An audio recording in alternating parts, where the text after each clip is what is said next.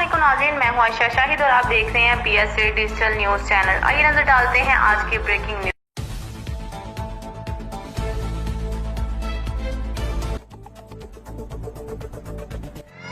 अंदरूनी शहर एक प्राइवेट तैयारे की मुसलसल निचली परवाज़ से शहरी परेशान होकर अपने मकानात की छतों पर चढ़ गए। बच्चे, बूढ़े, ख़वातीन जो है वो निचली सतह पर जहाज़ को उड़ते हुए देखकर हैरान भी हुए और परेशान भी हुए। बाद अज़ां पता चला कि हवेली लखा की मारूफ सियासी समाजी शख्सियत और पाकिस्तान पीपल्स पार्टी तहसील दीपालपुर के सदर मलिक शहजाद अहमद नौल की साहबजादी की बारात मुल्तान से आज हवेली लखा चक गहल सिंह में पहुंची। तो इस त्यारे ने उनको प्रोटोकॉल के तौर पर बारात के ऊपर फूल निछावर किए।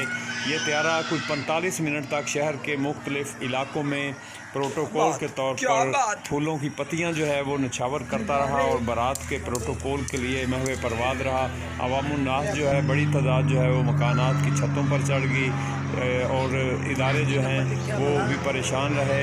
और बाद अज़ां पता चला कि ये हवेली लखा की मारूफ समाजी शख्सियत मलिक शहजाद अहमद नौल की साहबजादी की शादी में शिरकत के लिए बतौर प्रोटोकॉल ये प्राइवेट त्यारा जो लाहौर से बाकायदा रेंट पे हायर किया गया था, ये फूल निछावर करता रहा।